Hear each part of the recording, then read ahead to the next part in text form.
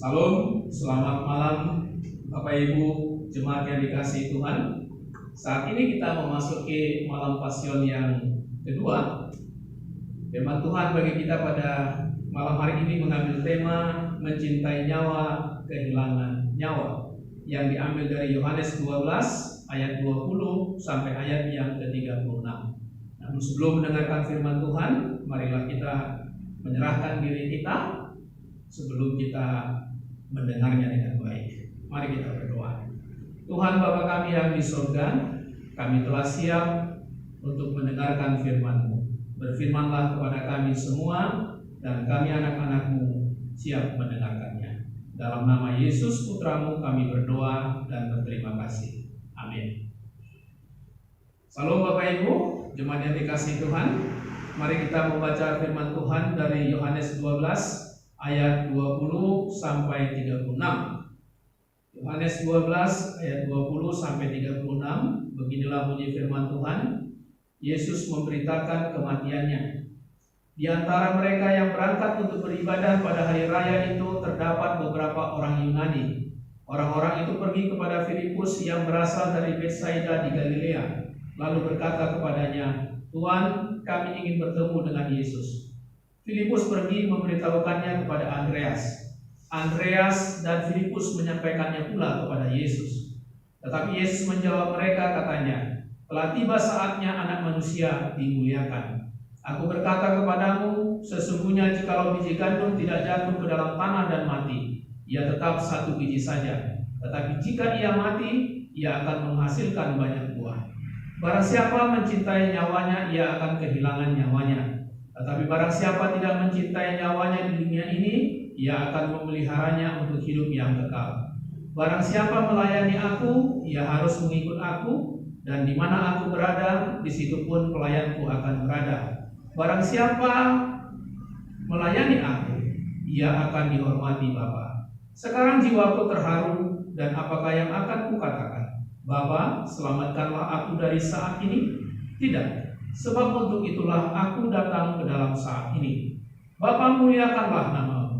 Maka terdengarlah suara dari surga, aku telah memuliakannya, dan aku akan memuliakannya lagi. Orang banyak yang berdiri di situ dan mendengarkannya berkata bahwa itu bunyi guntur. Ada pula yang berkata, seorang malaikat telah berbicara dengan dia. Jawab Yesus, suara itu telah terdengar bukan oleh karena aku, melainkan oleh karena kamu. Sekarang berlangsung penghakiman atas dunia ini. Sekarang juga penguasa dunia ini akan dilemparkan keluar. Dan aku, apabila aku ditinggikan dari bumi, aku akan menarik semua orang datang kepadaku. Ini dikatakannya untuk menyatakan bagaimana caranya ia akan mati. Lalu jawab orang banyak itu, kami telah mendengar dari hukum Taurat bahwa Mesias tetap hidup selama-lamanya. Bagaimana mungkin engkau mengatakan bahwa Anak Manusia harus ditinggikan? Siapakah Anak Manusia itu? Kata Yesus kepada mereka, hanya sedikit waktu lagi terang ada di antara kamu. Selama terang itu ada padamu, percayalah kepadanya, supaya kegelapan jangan menguasai kamu. Barang siapa berjalan dalam kegelapan, ia tidak tahu kemana ia pergi. Percayalah kepada terang itu, selama terang itu ada padamu, supaya kamu menjadi anak-anak terang. Sesudah berkata demikian, Yesus pergi bersembunyi dari antara mereka. Demikian firman Tuhan. Yang berbahagia adalah mereka yang mendengar dan melakukan firman Tuhan. Saudara-saudara jemaat yang terkasih, pengenalan diri sendiri dan kesadaran akan tujuan hidup membuat seseorang pasti tidak akan berpaling dari tujuan hidup itu. Inilah yang kita sadari, yang ditunjukkan oleh Yesus kepada kita. Yesus tahu benar untuk apa dia datang ke dalam dunia ini, dan Yesus tahu benar apa yang harus dia perbuat untuk mewujudkan tujuan kedatangannya itu. Sekalipun jalan yang harus dia tempuh tidaklah mudah, dia tetap pada tujuannya. Dia tahu kalau dia akan memasuki penderitaan. Dia tahu dia akan memasuki penganiayaan, rasa sakit, penolakan, pengkhianatan, dan akhirnya penyaliban dan kematian. Namun Yesus digerakkan oleh hasrat yang tak tergoyahkan untuk melakukan kehendak Bapaknya, untuk menyenangkan hati Bapaknya, demi tujuan keselamatan bagi seluruh umat manusia. Sebab memang Dia datang dan mati bagi dunia ini. Saudara-saudara, dalam firman Tuhan ini, Yesus dengan sangat jelas mengatakan, telah tiba saatnya Anak Manusia dimuliakan. Kata dimuliakan di sini dimaksudkan Yesus menunjuk kepada kemenangannya atas kematian di atas kayu salib. Yesus tahu bahwa melalui salib itu Dia akan memuliakan Bapaknya, dan Bapaknya juga akan memuliakan Dia. Kalau begitu saudara-saudara, apa makna dan tujuan kematian Yesus bagi kita? Benar, kalau Yesus mati untuk keselamatan bagi setiap orang yang menerima dan percaya kepadanya. Tetapi di sini saya mengajak kita untuk memahami dengan cara lain melalui perkataan Yesus. Yang pertama, Yesus mengatakan bahwa hanya melalui kematianlah datangnya kehidupan. Ayat 24 mengatakan, sesungguhnya jikalau biji gandum tidak jatuh ke dalam tanah dan mati, ia tetap satu biji saja. Tetapi jika ia mati, ia akan menghasilkan banyak buah. Biji gandum itu tidaklah berguna jika disimpan seperti apa adanya.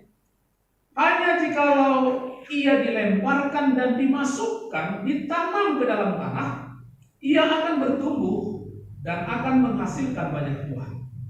Demikian pula kematian Yesus harus terjadi supaya karya keselamatan Allah yang menghidupkan dimulai dan menghasilkan banyak orang yang percaya kepadanya. Dalam hal yang sama juga kita melihat para rasul Tuhan dan banyak para penginjil yang mati dalam memberitakan Injil Kerajaan Allah menghasilkan gereja atau menghasilkan orang percaya yang bertumbuh dan berbuah banyak di seluruh dunia ini. Dan kita adalah salah satu buah dari hasil kematian para rasul, orang-orang percaya pada zaman dulu. Pada sisi yang lain juga dapat dikatakan saudara-saudara, bahwa jikalau seseorang mematikan ambisi-ambisi dan keinginan-keinginan pribadi yang bersifat ego dan bersifat kedagingan, maka tentu ia akan dapat menjadi seorang hamba Tuhan, seorang pelayan Tuhan yang menghasilkan jiwa-jiwa yang baru untuk kemuliaan bagi nama Tuhan. Lalu yang kedua, saudara-saudara, Yesus mengatakan, barang siapa mencintai nyawanya, ia akan kehilangan nyawanya. Tetapi barang siapa tidak mencintai nyawanya di dunia ini, ia akan memeliharanya untuk hidup yang kekal. Apakah artinya ini? Dalam mengikut Yesus, kita selalu diperhadapkan dengan banyaknya tantangan iman, bahkan juga sampai kepada tantangan nyawa. Yesus sudah mengingatkan murid-muridnya, jikalau dunia membenci kamu, ingatlah bahwa ia telah lebih dahulu membenci aku daripada kamu. Yohanes 15 ayat 18.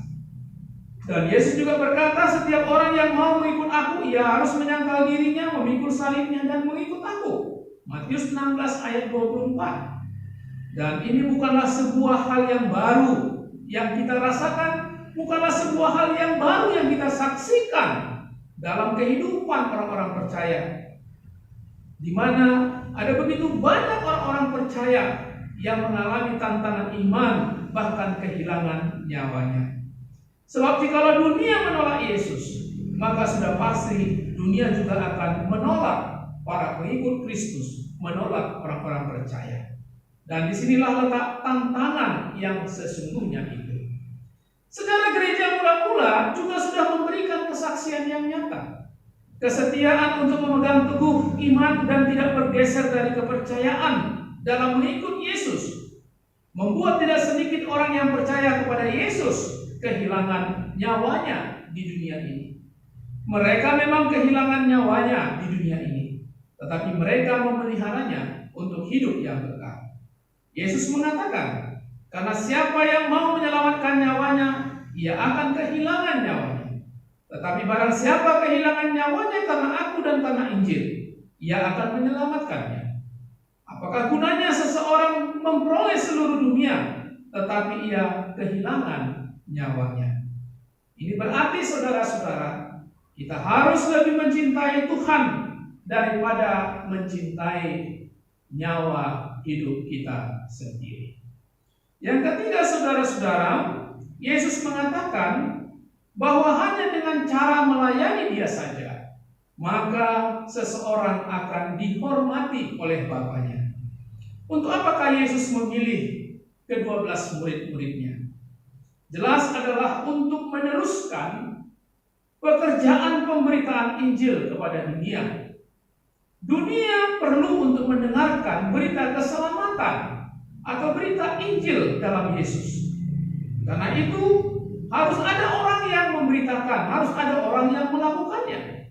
Itulah sebabnya orang yang melakukannya akan dihormati oleh Bapa. John Wesley mengatakan, setiap orang Metodis adalah penginjil atau evangelis. Dengan kata lain, semua orang Metodis harus bekerja untuk Tuhan. Setiap orang Metodis haruslah melayani Tuhan. Atau lebih dalam pengertian yang lebih umum, semua orang Kristen adalah pelayan-pelayan Tuhan yang hidupnya harus dia berikan dalam pekerjaan-pekerjaan Tuhan. Hanya dengan cara itulah kita menunjukkan kalau kita telah percaya dan telah diselamatkan oleh-Nya. Kita semua adalah rekan sekerja Allah yang melayani Dia, bukan untuk mendapat hormat dan pujian dari manusia, melainkan dari Bapa saja. Melayani Kristus sesungguhnya adalah sebuah kehormatan yang datang dari Allah Bapa. Jikalau Yesus mengenal dirinya sebagai Sang Anak dan mengetahui tujuan hidup serta maksud kedatangannya ke dalam dunia, maka sudah seharusnya juga kita demikian.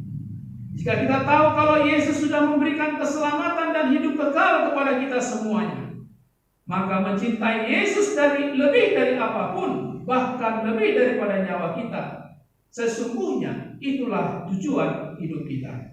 Itulah sebabnya firman Tuhan katakan, hidup adalah Kristus dan mati adalah sebuah keuntungan. Selamat melayani, Tuhan memberkati kita. Mari kita berdoa. Bapa kami yang di surga, terima kasih ya Tuhan Yesus untuk firman-Mu yang boleh terus menyapa kami, supaya kami boleh menjadi pribadi-pribadi yang hidup dalam kebenaran firman-Mu, dan kami boleh menjadi pelayan-pelayan Injil dalam kehidupan kami setiap hari. Di dalam nama-Mu kami berdoa dan mengucapkan syukur kami. Amin.